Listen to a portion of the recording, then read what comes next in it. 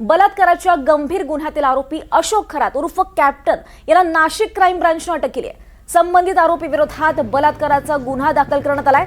या प्रकरणाचा पुढचा तपास सध्या सुरू आहे। या तपासादरम्यान पोलिसांनी तब्बल 58 व्हिडिओ जप्त केल्याची माहिती समोर आली आहे आणि या व्हिडिओमध्ये काही नामांकित महिला आणि सेलिब्रिटी संबंधित असल्याची सुद्धा माहिती सूत्रांनी दिली आहे।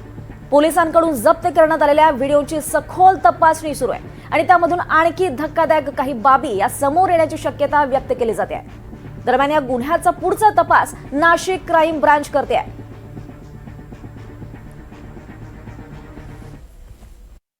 सदर भोंदूबाबाच्या विरोधात अंधश्रद्धा निर्मूलन समितीकडे अनेक तक्रारी प्राप्त झाल्या होत्या। अनेक महिलांचं त्यांनी शोषण केलं होतं, परंतु महिला पुढे येण्यासाठी घाबरत होत्या।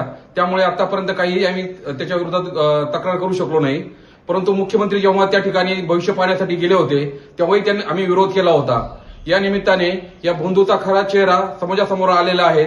त्यामुळे लोकांनी अशा गोष्टीवर याच्यावर विश्वास ठेवू नये व अंधश्रद्धेला बळी पडू नये अशी विनंती महाराष्ट्र अंधश्रद्धा निर्मूलन समिती करत आहे।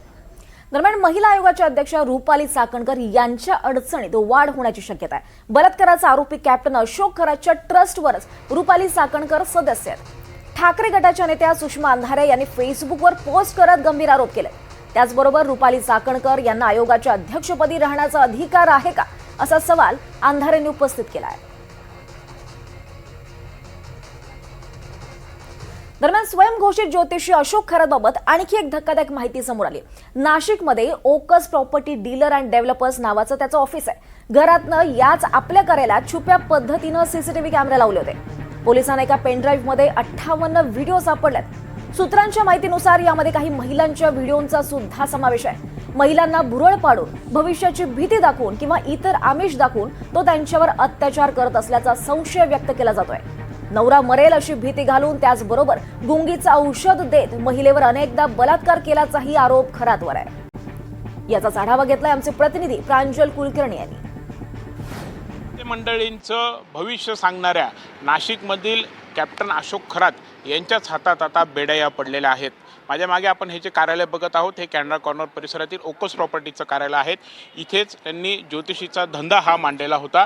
दरम्यान इथे नोव्हेंबर 2022 ते डिसेंबर 2025 या काळामध्ये एका महिलेला वारंवार बोलावलं जायचं। त्या महिलेने जे काही आरोप केले त्यानुसार गुंगीचं औषध तिला खायला दिलेलं होतं, यासोबतच काही पेय देखील दिलं जायचं। त्यानंतर या महिलेला गुंगी यायची, यासोबतच कुठेतरी तिच्या पतीला देखील पतीला मी मारून टाकेल अशी देखील भीती जी आहे ती दाखवली जायची आणि तिच्यावरती वारंवार अत्याचार हे केले जायचे असं तिने आरोप हा केलेला आहे। दरम्यान या आरोपानंतर खळबळ उडालेली आहेत आणि सरकारवाडा पोलीस ठाण्यामध्ये कॅप्टन अशोक खरात विरोधात गुन्हा दाखल झालेला आहे। गुन्हे शाखेने त्याला ताब्यात देखील घेतलेला आहे। दरम्यान जी काही माहिती सूत्रांनी दिली त्यानुसार अशोक खरात यांच्या मोबाईलमध्ये देखील काही आक्षेपार्ह व्हिडिओ आणि फोटो देखील मिळून आलेले आहेत। त्या दिशेने देखील पोलिसांचा संपूर्ण तपास हा सुरू आहे। मात्र एकंदरीतच आपण बघितलं तर अशोक खरात हे खरं तर नाशिकमधील मोठं ज्योतिषींचं नाव आहेत। अनेक बडे राजकीय नेते हे त्यांच्याकडे निवडणुकीपूर्वी असेल किंवा अनेक वेळा येऊन आपलं भविष्य हे बघत असतात आणि त्यांच्याच हातात कुठेतरी बेड्या ठोकलेल्या आहेत। त्यांनाच अटक करण्यात आल्यामुळे हा चर्चेचा विषय ठरला आहे। दरम्यान आता पोलीस तपासात काय समोर येत आहेत, आणखी काही महिलांवरती त्यांनी अत्याचार केले आहेत का हे देखील पाहणं महत्त्वाचं ठरेल। कॅमेरा निकी पवारसह प्रांजल कुलकर्णी, NDTV मराठी, नाशिक।